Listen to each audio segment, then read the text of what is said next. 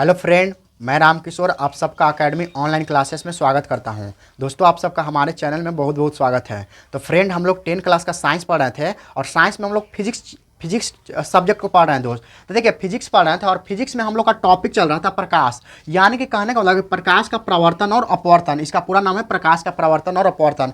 तो देखिए, इसमें हम लोग बहुत सारे सवाल कर लिए थे। इसके पहले वाले वीडियो में देखिएगा तो उसमें हम वक्ता केंद्र, वक्ता त्रिज्या, फोकस दूरी और आवर्धन के बारे में बता दिए थे। तो अब हम लोग क्या करेंगे कि उसके आगे कंटिन्यू करेंगे। अगर आप लोग इस चैनल पर नए हैं तो चैनल को क्या कीजिए कि सब्सक्राइब कर लीजिए और उसके बाद प्ले लिस्ट में जाइए और प्ले लिस्ट में जाने के बाद एक एक करके पूरा साइंस का एक प्ले लिस्ट बना हुआ है, वहां से जाइए और एक एक करके आप वीडियो को देखिए तो आपको ज़्यादा समझ में आएगा। तो चलिए दोस्त, आज हम लोग क्या करेंगे कि आज हम लोग दर्पण से रिलेटेड बात करेंगे, यानी कि जितना भी रहेगा ना से आज हम लोग दर्पण पढ़ेंगे, यानी कि शुरुआत करेंगे दर्पण से। तो मान के चले कि हम लोग क्वेश्चन आज दर्पण से शुरुआत करेंगे कि दर्पण किसे कहा जाता है। दर्पण किसे कहा जाता है? दर्पण किसे कहा जाता है, यानी कि कहने का मतलब कि दर्पण किसे कहा जाता है। दर्पण को अंग्रेजी में हम लोग बोलते हैं मिरर। तो आज जितना भी रहेगा ना से आज हम लोग दर्पण से रिलेटेड बात करेंगे कि दर्पण किसे कहा जाता है। तो देखिए, इसका आंसर की बात किया जाए कि दर्पण किसे कहा जाता है, तो जो दर्पण होता है ना, दर्पण कहने का मतलब क्या है कि जिस पर प्रकाश की किरणें परावर्तित होगा, यानी कहने का मतलब है कि उसका जो प्रकाश की किरणें परावर्तित होगा तो वह चिकनी और चमकीली सतह रहेगा, तभी ना उस पर प्रकाश की किरणें परावर्तित होगा। तो इसका मतलब क्या है कि समतल दर्पण से, यानी कि दर्पण क्या होता है तो वह चिकनी और चमकीली सतह, देखिए वह चिकनी और चमकीली सतह, यानी कि वह चिकनी और चमकीली सतह क्या रहेगा, वह चिकनी और चमकीली सतह, वह चिकनी और चमकीली सतह, वह चिकनी और चमकीली सतह जिस पर प्रकाश की किरणें, वह चिकनी और चमकीली सतह जिस पर प्रकाश की किरण, वह चिकनी और चमकीली सतह जिस पर प्रकाश की किरण परावर्तित होती है, परावर्तित होती है तथा जिसका दूसरा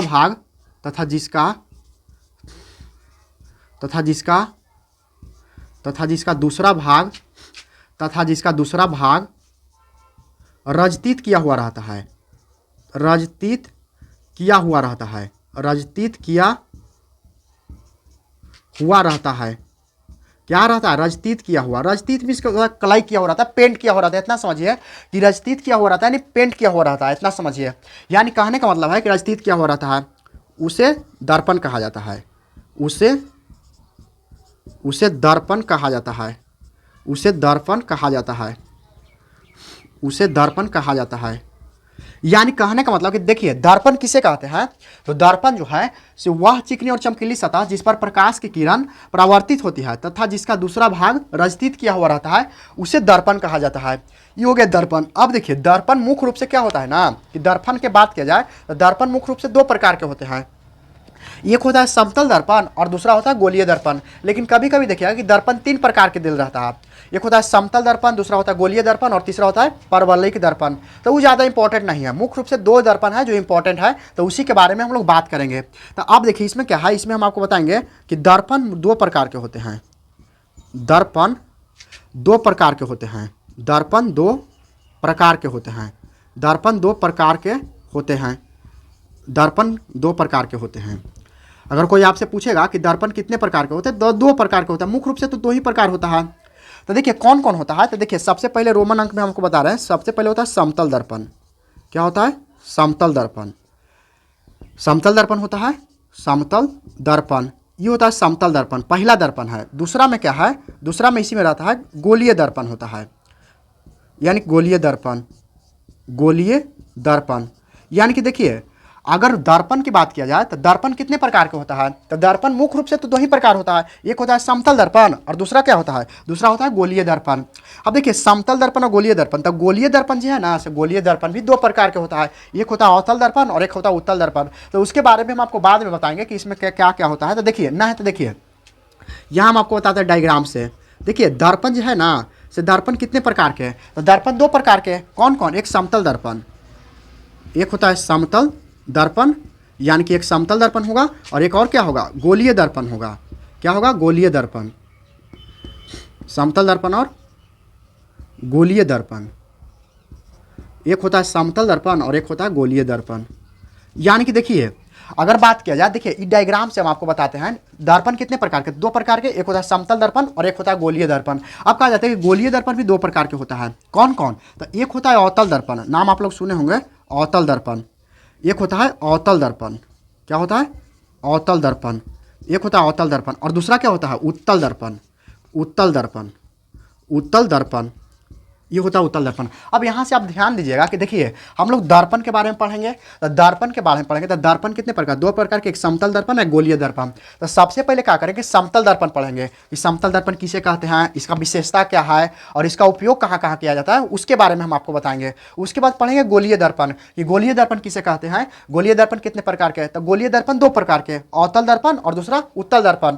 तो अवतल दर्पण किसे कहते हैं इसके बारे में हम आपको बताएंगे कि अवतल दर्पण किसे कहते हैं और अवतल दर्पण की विशेषता क्या है और अवतल दर्पण का उपयोग कहाँ कहाँ किया जाता है इसके बारे में बताएंगे।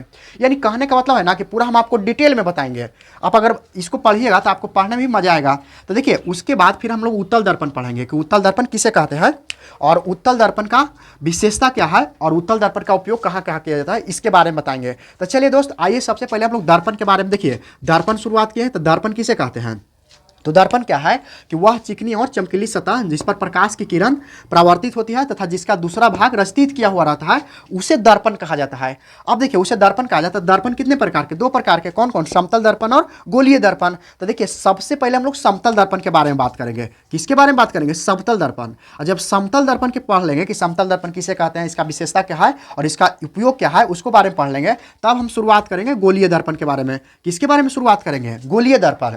तो गोलीय दर्पण देखिए, गोलीय दर्पण भी दो प्रकार के होता है। कौन कौन? तो एक होता है आपका अवतल दर्पण, क्या होता है? एक होता है आपको अवतल दर्पण और दूसरा क्या होता है? दूसरा होता है आपका उत्तल दर्पण। तो ये चीज़ यहाँ से ध्यान दीजिएगा कि एक होता है अवतल और एक होता है उत्तल। यानी कि दर्पण दो प्रकार के, समतल, गोलीय, गोलीय भी दो प्रकार के, अवतल और उत्तल। तो चलिए इसके बाद हम आप लोग इसका क्या करिए कि आप स्क्रीनशॉट अगर लेना चाहते हैं तो स्क्रीनशॉट ले लीजिए।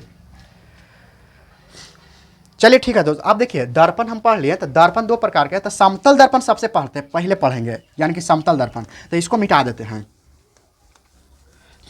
इसको हम मिटा देते हैं। अब हम आपको बताते हैं कि समतल दर्पण किसे कहते हैं। तो देखिए यहां से आते हैं समतल दर्पण, यानी कि रोमन नंबर 1 है, यानी समतल दर्पण, यानी कि समतल दर्पण, यानी कि दर्पण भी कितने दो प्रकार का होता है ना, तो समतल दर्पण। अब देखिए ये अगर समतल दर्पण है कि समतल दर्पण किसे कहते हैं, तो देखिए वैसा दर्पण जिसका परावर्तक सतह समतल होता है, यानी कि इसमें बताएंगे वैसा दर्पण, वैसा दर्पण, वैसा दर्पण जिसका परावर्तक सतह, जिसका वैसा दर्पण जिसका परावर्तक सतह समतल होता है, वैसा दर्पण जिसका परावर्तक सतह समतल होता है। क्या होता है? समतल होता है। उसे कौन दर्पण कहते हैं? उसे समतल दर्पण कहा जाता है। उसे समतल दर्पण कहा जाता है। उसे समतल दर्पण कहा जाता है। समतल दर्पण कहा जाता है। उसे समतल दर्पण कहा जाता है। यानी कि देखिए अगर समतल दर्पण की परिभाषा कोई पूछेगा तो वैसा दर्पण जिसका परावर्तक सतह क्या होता है? समतल होता है, उसे समतल दर्पण कहा जाता है। अब देखिए इसका विशेषता है, इसका विशेषता किसका? समतल दर्पण का। तो हम लिखेंगे समतल दर्पण की विशेषता, समतल दर्पण की विशेषता, यानी कि इसका कुछ ना कुछ विशेषता है जो आपको समझना बहुत जरूरी है। समतल दर्पण की विशेषता। तो देखिए समतल दर्पण की विशेषता क्या है कि समतल दर्पण में जो है ना से प्रतिबिंब हमेशा सीधा बनता है। क्या बनता है? सीधा बनता है। तो देखिए यहाँ हम आपको बता रहे हैं इसका विशेषता। अब विशेषता में ए भी करके बताते हैं कि ए में क्या है, बी में क्या है, क्योंकि रोमन अंक नंबर तो हम लिखे रहे हैं। तो देखिए समतल दर्पण में,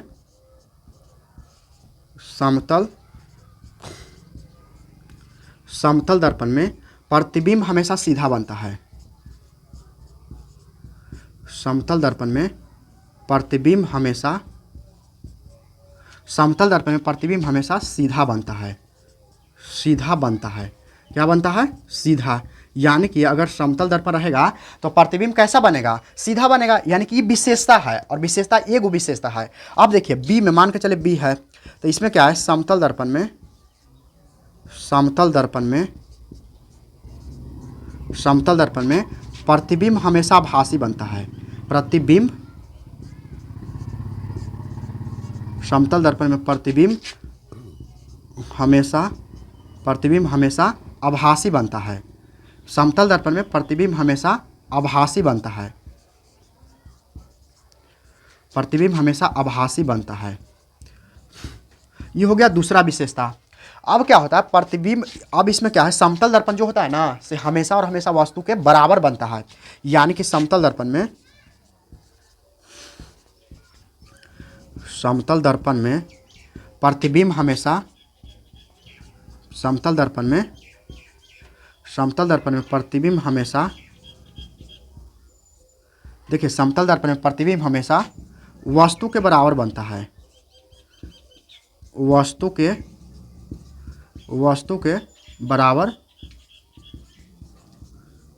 के बराबर बनता है। यानी कि समतल दर्पण में प्रतिबिंब हमेशा वस्तु के बराबर बनता है।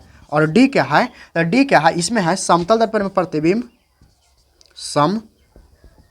समतल होगा, समतल दर्पण में प्रतिबिंब, समतल दर्पण में प्रतिबिंब दर्पण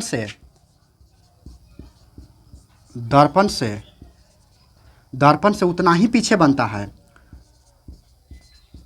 उतना ही पीछे बनता है, उतना ही पीछे बनता है, उतना ही पीछे बनता है जितना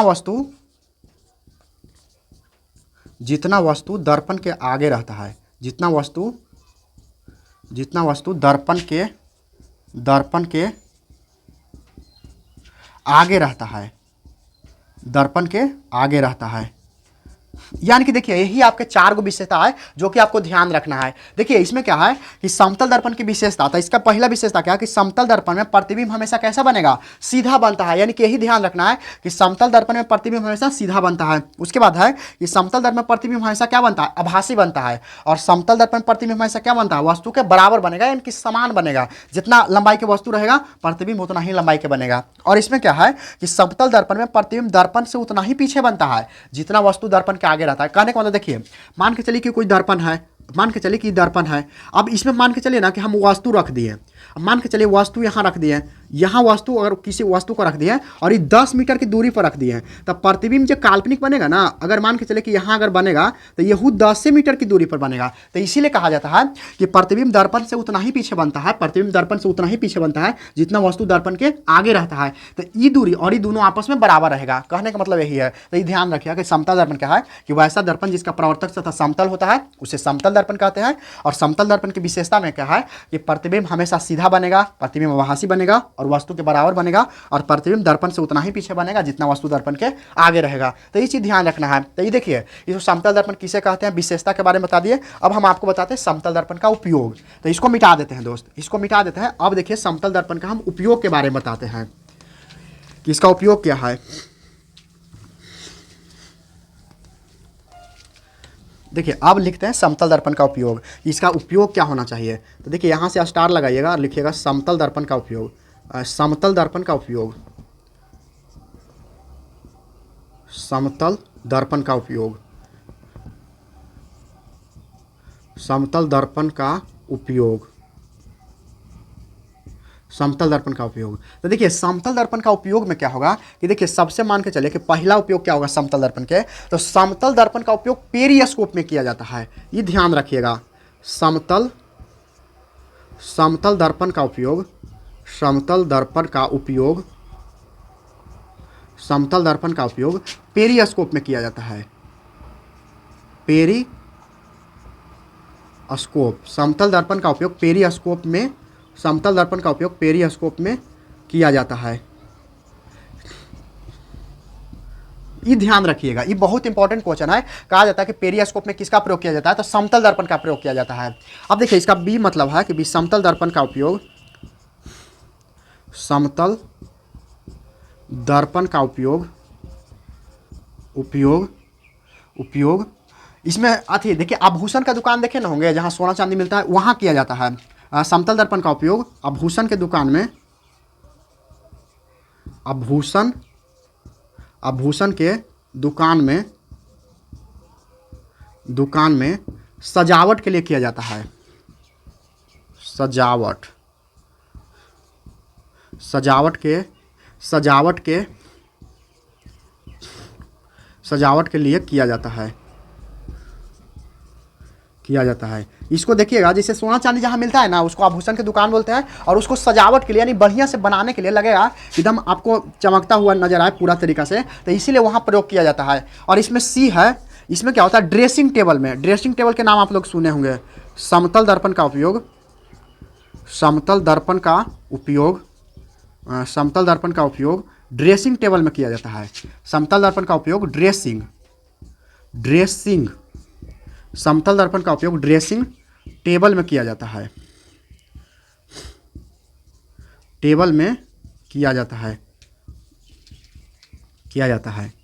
देखिए यही तीन को आपको ध्यान रखना है, यानी कि समतल दर्पण के उपयोग से रिलेटेड जहां भी क्वेश्चन आएगा ना, तो ये तीन को आपको ध्यान रखना है कि समतल दर्पण का उपयोग कहाँ किया जाता है, पेरिस्कोप में किया जाता है। फिर उसके बाद समतल दर्पण का उपयोग आभूषण के दुकान में सजावट के लिए किया जाता है, यानी कि सजाने के लिए किया जाता है। उसके बाद है कि समतल दर्पण का उपयोग ड्रेसिंग टेबल में किया जाता है। तो ये चीज़ आपको ध्यान रखना है दोस्त। तो देखिए आज के वीडियो में हम पढ़ें कि दर्पण किसे कहते हैं और दर्पण कितने प्रकार के होते हैं, तो इसके बारे में बताएं। उसके बाद हम आपको बताएं, आज हम लोग केवल पढ़ें समतल दर्पण के बारे में। दर्पण तो पढ़वे किए, लेकिन दर्पण में कौन दर्पण है, तो समतल दर्पण के बारे में पढ़ें। तो देखिए समतल दर्पण किसे कहते हैं, फिर समतल दर्पण के विशेषता के बारे में बताएं, फिर आपको बताएं समतल दर्पण का उपयोग क्या है इसके बारे में। तो ये चीज़ आप ध्यान में रखिएगा और इसको याद कर लीजिएगा दोस्त, याद कर लीजिएगा, तो फिर आपको कोई दिक्कत नहीं होगा। तो आशा करता हूं कि वीडियो आपको पसंद आया होगा। तो इस प्रकार से आप हमारे अगर चैनल पर नए हैं तो चैनल को सब्सक्राइब कीजिए, वीडियो को लाइक कीजिए और अपने दोस्तों में शेयर जरूर कीजिए। तो आज के लिए इतना ही, फिर आप लोग मिलते हैं एक अगले वीडियो में। जय हिंद।